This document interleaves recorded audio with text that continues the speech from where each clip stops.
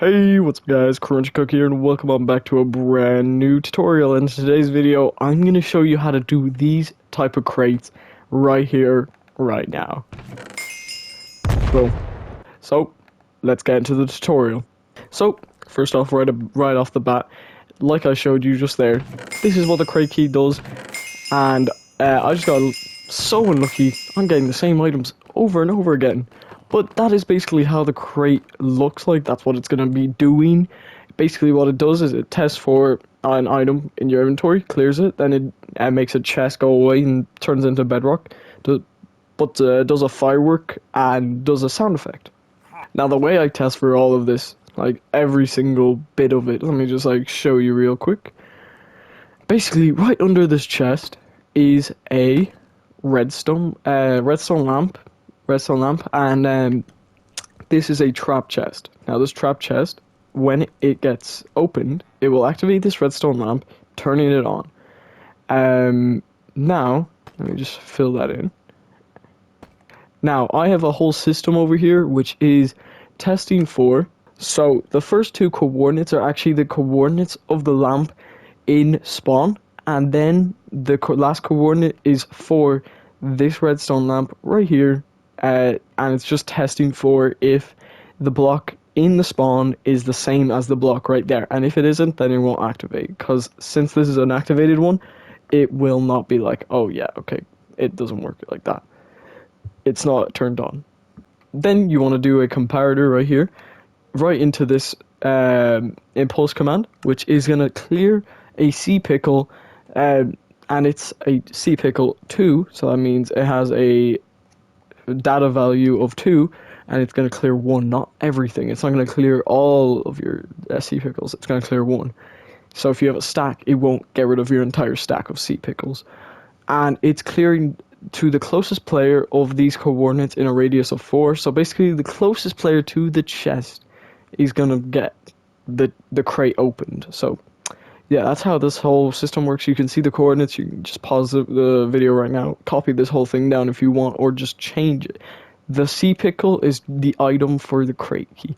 You can have it as a bell, you can have it as an emerald, you can have it as nether quartz, you can have it whatever you want. You can have it as an armor stand, you can have it as each candle being one of the crates.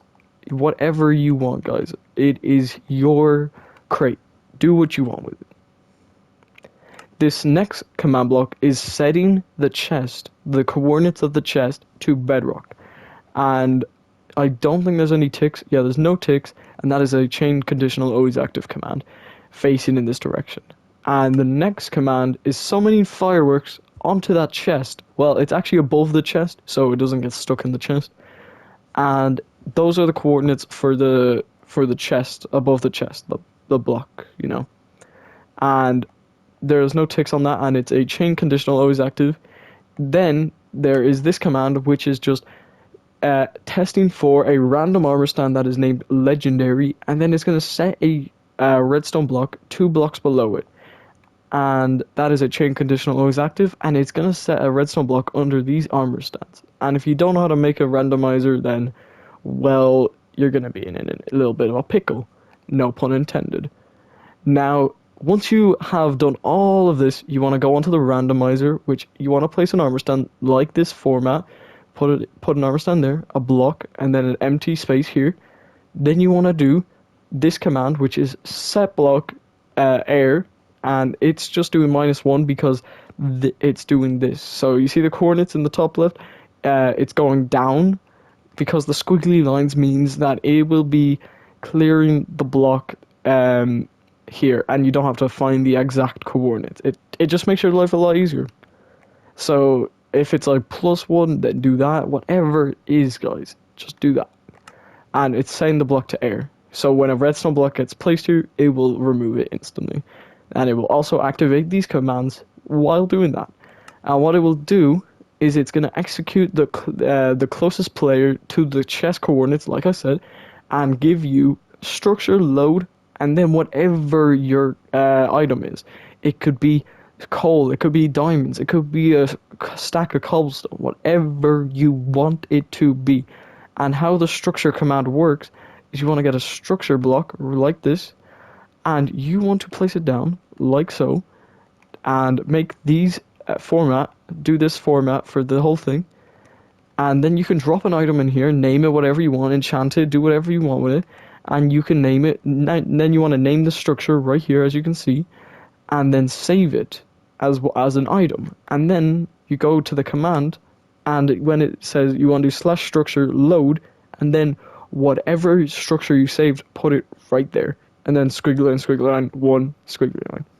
This next command is a little bit more complex than people would ever use. You don't have to use this, but if you want, the little text in the chat right there where it says Crunchy Cookie has opened a legendary crate and won a bowl or a straw or Mr. Billy's head.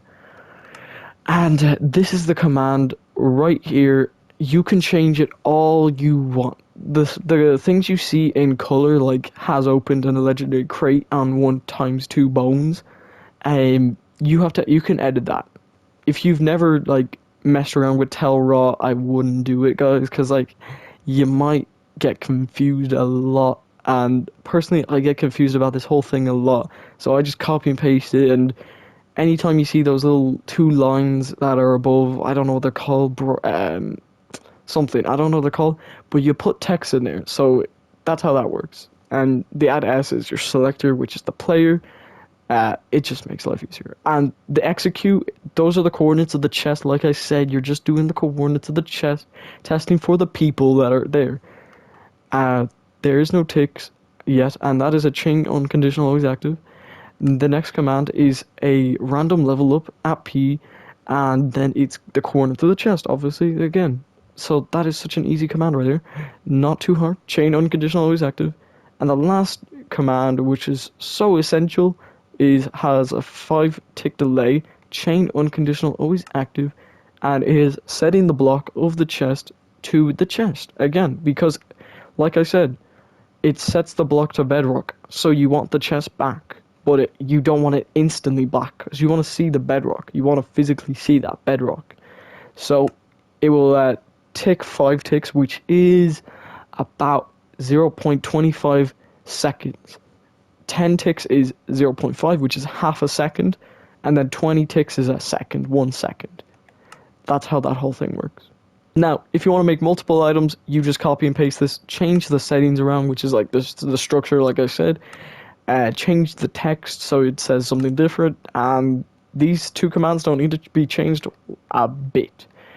And if you're having chests in different directions, like this,